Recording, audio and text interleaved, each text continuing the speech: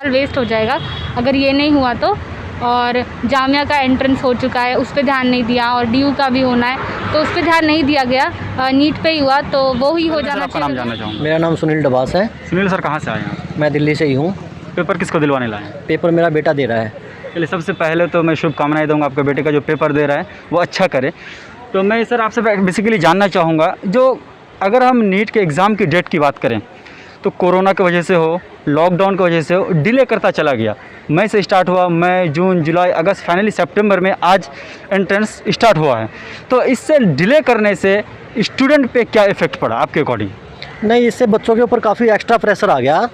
और जो अगस्त की जो डेट दी थी एनटीए ने, सही पूछो तो पेपर वहीं पे हो जाना चाहिए था। उस टाइम पर कोरोना डाउनफॉल पे आ गया था, लेकिन सरकार की ये नाकामी है कि उस टाइम पर इन्होंने एग्ज़ाम नहीं लिया और बच्चों के ऊपर एक्स्ट्रा प्रेशर डाला गया।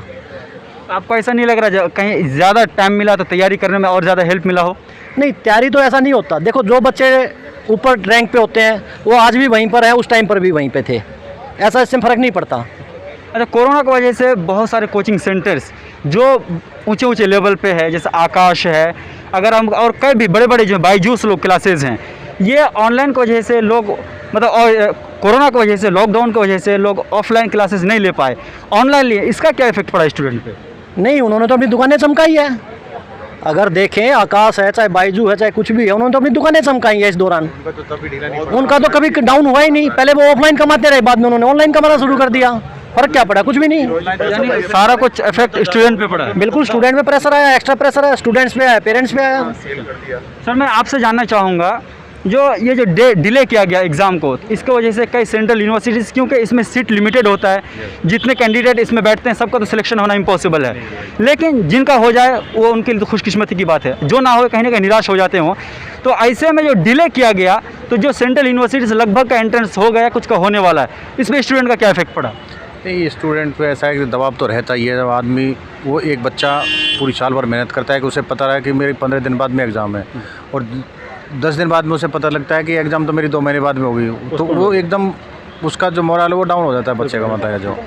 और जो दूसरी डिग्रियां भी कहीं, अगर कोई बच्चा दूसरी डिग्रियों में भी जाना चाहेगा तो वो उसका सारा वो जो सेटअप उसने सोच रखा होता है वो सारा वो हो जाता है। मतलब कहने का मतलब उसका सारा सिस्टम ही गड़बड़ा देता है उसका, मतलब है जो। कहीं ना कहीं आप कह रहे हैं जो इसका निगेटिव इम्पैक्ट पड़ा है। हाँ, पड़ता है, बिल्कुल पड़ता है, मतलब बच्चे को। मैं तो गवर्नमेंट सर, मैं आपसे जानना चाहूँगा, आप भी एग्ज़ाम दिलवाने के लिए आए हैं, तो कोरोना की वजह से जब बच्चे ऑनलाइन तैयारी कर रहे थे, घर से पढ़ाई कर रहे थे, तो घर पे होता है कि प्रॉपर माहौल नहीं मिलता, घर के कामकाज होते हैं, एजुकेशन का जो माहौल नहीं होता है, तो इसमें तैयारी पे क्या इफेक्ट पड़ा?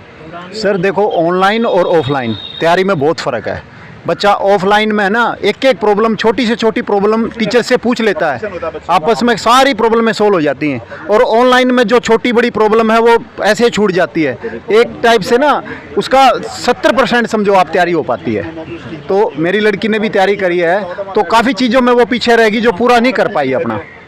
मतलब ये लॉकडाउन की वजह से, ऑनलाइन की वजह से? हाँ, ऑनलाइन की वजह से। ऑफलाइन और ऑनलाइन में काफ़ी फ़र्क है, और बच्चे पे इफेक्ट आता है पढ़ाई के ऊपर काफ़ी। सर, तो क्या इसको सरकार की नाकामी कहेंगे आप या क्या कहेंगे? सर, सरकार की नहीं कह सकते, क्योंकि देखो लॉकडाउन था, बच्चा कहीं जा नहीं सकता था, जाएगा तो कोरोना होकर बीमार हो जाएगा, इसलिए पेरेंट्स ने भी नहीं जाने दिया, और सरकार की भी वो थी, नाकामी नहीं कह सकते। लेकिन ये है कोरोना सब बच्चे पे काफ़ी इफेक्ट पड़ा है। आप किसको एग्ज़ाम दिलाने के लिए लाए? बेटी को। बेटी को। सबसे पहले तो मैं शुभकामनाएं दूंगा आपकी बेटी को, जो आज पेपर जो अटेम्प्ट करने आई है उसमें वो सफल हो सके। अच्छा, थैंक यू। तो मैम, बेसिकली मैं जानना चाहूँगा, जो कोरोना की वजह से हो, लॉकडाउन की वजह से हो, एंट्रेंस एग्ज़ाम के डेट को डिले किया गया कहीं ना कहीं। कई बार डेट आया, पोस्टपोन्ड हुआ, कई बार डेट आया, पोस्टपोन्ड हुआ, तो इस पर स्टूडेंट पे क्या अच्छा इम्पैक्ट पड़ा या बुरा इम्पैक्ट पड़ा?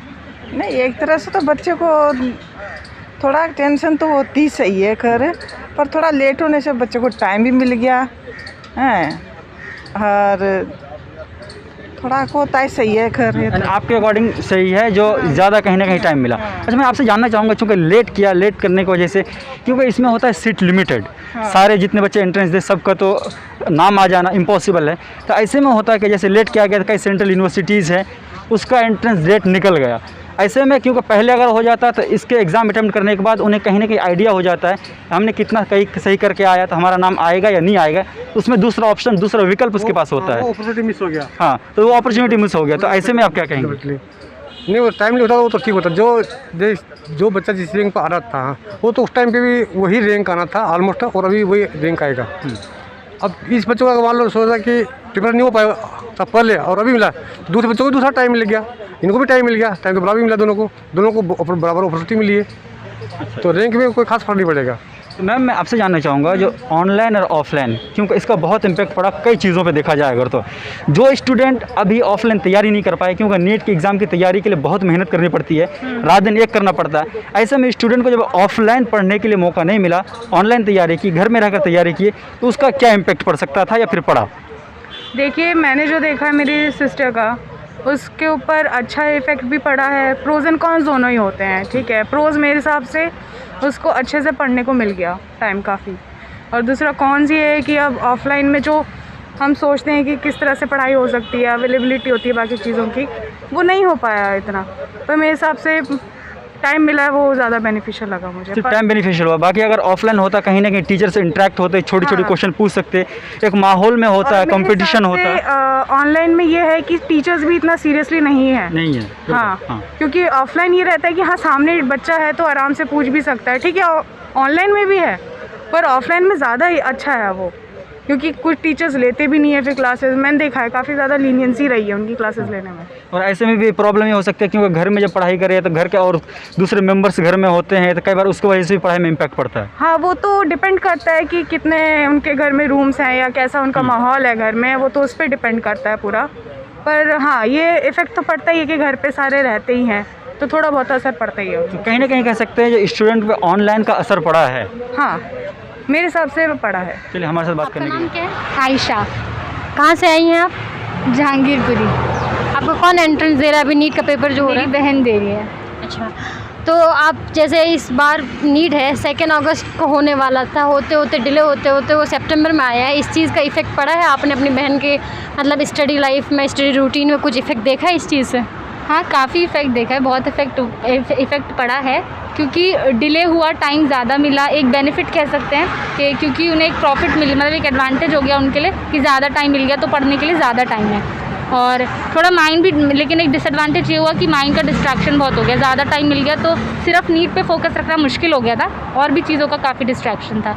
जैसे हम कह सकते हैं कि नीट अभी सितंबर में हो रहा है, जामिया जैसी सेंट्रल यूनिवर्सिटी, जामिया पिछले साल नंबर 1 रैंक पे आई थी, और यूनिवर्सिटीज़ को ले लीजिए, जैसे ड्यू का है, ड्यू का एंट्रेंस होने वाला है, तो अभी जस्ट क्या कहते हैं नीट होगा, नीट के बाद 15 दिन भी 10 दिन भी सही से टाइम नहीं बचेगा, तो बच्चा क्या प्रिपेयर कर पाएगा, चाहे ड्यू के लिए हो, JNU के लिए हो, जामिया का तो हो ही गया। तो अच्छा, मतलब ज़्यादातर बच्चे अपॉर्चुनिटी लूज़ कर देते हैं ये सोच के कि मेरा नीट में हो जाएगा, मगर नीट में सिलेक्शन सिर्फ मान लीजिए 15 लाख बच्चे अगर ये फॉर्म फिल कर रहे होते हैं, उसमें से 7 लाख बच्चों का एडमिशन होता है, तो वो जो हाफ बच्चे रह गए, तो उन बच्चों का तो लाइफ 1 साल के लिए पीछे चला गया। हाँ, अपॉर्चुनिटी तो लूज़ हो जाएगी अगर ये क्लियर नहीं हुआ, और हमने नीट की ही वजह से और चीज़ों और फॉर्म्स नहीं भरे, और यूनिवर्सिटी के लिए फॉर्म नहीं भरे, और चीज़ों के लिए प्रिपरेशन नहीं की, तो अपॉर्चुनिटी तो लूज़ हो जाएगी, 1 साल वेस्ट हो जाएगा अगर ये नहीं हुआ तो। और जामिया का एंट्रेंस हो चुका है, उस पर ध्यान नहीं दिया, और ड्यू का भी होना है तो उस पर ध्यान नहीं दिया गया, नीट पे ही हुआ, तो वो ही हो जाना चाहिए। अगर या फिर ये है कि मतलब अगर ध्यान दे भी रहे, अगर कोई एंट्रेंस है भी तो उसका उस हिसाब से प्रिपरेशन नहीं हो पाता, टाइम नहीं बचता, या फिर सिलेबस डिफरेंट होता है। मेन फोकस नीट पे ही रखा गया है और चीज़ों पे नहीं इतना रहा, तो फिर उनके लिए इतनी अच्छी प्रिपरेशन नहीं है, उनका होना एक्सपेक्टेशन में नहीं। मतलब आप खुद भी एक स्टूडेंट हैं, हाँ। आपने भी ऑनलाइन क्लासेस का ये जो प्रॉब्लम का है, बेनिफिट है, जो भी एक्सपीरियंस है, आपने भी इस चीज़ को झेला है। तो आपकी बहन नीट की प्रिपरेशन कर रही है, तो नीट के लिए तो और ज़्यादा प्रिपरेशन करने की ज़रूरत पड़ती है, तो क्या ये बेनिफिशियल रहा कि वो ऑनलाइन प्रोग्राम, मतलब ऑनलाइन क्लासेस की, ऑफलाइन ज़्यादा बेहतर है नीट के लिए? अकॉर्डिंग टू मी ऑनलाइन ज़्यादा मुझे ठीक लगा, क्योंकि ऑफलाइन जब होता था तो आने जाने में, क्योंकि जो उनका कोचिंग सेंटर था वो काफ़ी दूर था, आने जाने का टाइम काफ़ी वेस्ट होता था। अभी जब ऑनलाइन है तो घर पे ही उनका आने जाने का टाइम सेव होता है, और उस टाइम में पढ़ाई भी ज़्यादा हो पाती है, घर पे आप ज़्यादा फोकस्ड रहते हैं, तो आई थिंक मेरे लिए, मेरी बहन के लिए ये बेनिफिशियल रहा। मगर एक चीज़ ये है कि घर में आपका जो माहौल होता है, एक स्टडी माहौल जो होता है, आप क्लासरूम में जाकर के जो एक माहौल होता है, आप फेस टू फेस जो इंटरेक्ट कर पाएंगे टीचर से या अदर स्टूडेंट से, अदर कॉम्पिटिटिव स्टूडेंट को आप देख रहे हैं, तो आपका कंपटीशन अंदर से जाग रहा होता है। बट आप जैसे ऑनलाइन में कर रहे हैं तो आपका अपना एक माहौल है, आप जैसे कर रहे हैं, आप किसी और क्लास के, आपकी बहन किसी और क्लास की, दोनों का कॉम्पिटिशन सेम नहीं है, तो पढ़ाई का माहौल 1 मिनट के लिए बन भी जाए, 1 घंटे 2 घंटे के लिए, बट वो चीज़ नहीं रहती।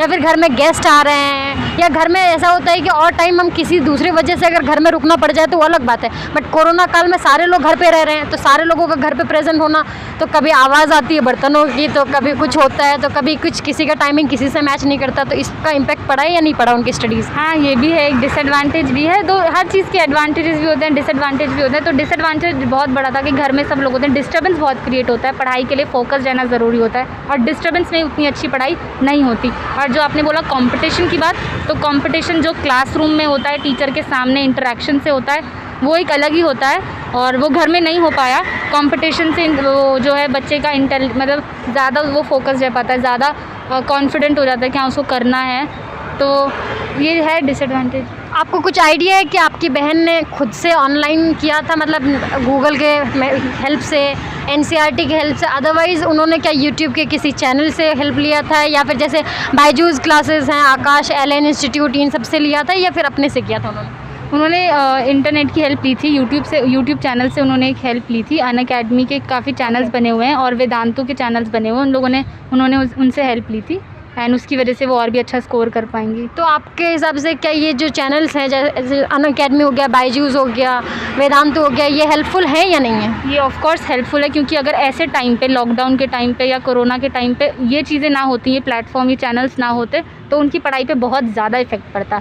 बट बहुत लोग कहते हैं कि जैसे वेदांतु हो गया, एलन इंस्टीट्यूट ऑफलाइन में कह लें, ऑफलाइन में उनको मेजरली रखे, ऑनलाइन में बात करते हैं, वेदांतु या बायजूस हो गया, ये ऑनलाइन में इनका कहीं ना कहीं एक बिजनेस स्ट्रेटजी हुई है, तो ये बिज़नेस स्ट्रेटजी में ज़्यादा सही है या फिर ये स्टडी मटेरियल के लिए ज़्यादा सही है? ये स्टडी मटेरियल के लिए ज़्यादा सही है बिकॉज हाँ, ये है कि जैसे आपको अगर जिस इंसान को पढ़ना होगा, तो वो तो हर स्टूडेंट, एक यूनिवर्सिटी में या एक कॉलेज में हर स्टूडेंट आते हैं, दोनों आते हैं, एक कॉम्पिटिटर आता है, एक बस ऐसे ही चलने वाला आता है, तो डिग्री होल्डर या फिर उसके ऊपर डिपेंड करता है। अच्छा, आपको इसके बारे में कोई आइडिया है कि अभी जैसे आपका BDS तो आपका इसमें नीट में आ चुका है, बट पैरामेडिकल और नर्सिंग को भी नीट के अंदर लाने की कोशिश की जा रही है या फिर आ गया है? तो इससे कंपटीशन और भी टफ हो रहा है या सही हो रहा है कि नीट के थ्रू ही कर रहा है, आप चाहे जो भी रैंकिंग लाएं? आई थिंक ये सही है, क्योंकि जो बच्चे नीट नहीं भी क्लियर कर पा रहे, वो थोड़े मार्क्स भी स्कोर कर रहे हैं, तो उनके लिए और ऑप्शंस हैं। वो BHMS के लिए जा सकते हैं, BUMS के लिए जा सकते हैं, जैसे आयुष है, उसके लिए ऑप्शन है, आयुष है, पैरामेडिकल है, और क्या कहते हैं VBS है, VBSC, और उसके बाद ये सारी चीज़ें हैं, तो इसको नीट के अंडर इंक्लूड किया गया है आपसे, तो ये बेनिफिशियल है आपके हिसाब से? हाँ, ये बेनिफिशियल है, क्योंकि लोगों के लिए अपॉर्चुनिटीज़ बढ़ गई हैं इससे। चलिए, मैं आशा करती हूँ कि आपकी बहन का नीट में सिलेक्शन हो जाए, थैंक यू। और वो मेडिकल की अच्छी एक स्टूडेंट बन के निकले, आगे उनका है कि जिसमें वो स्पेशलिटी लेना चाहती हैं वो उनके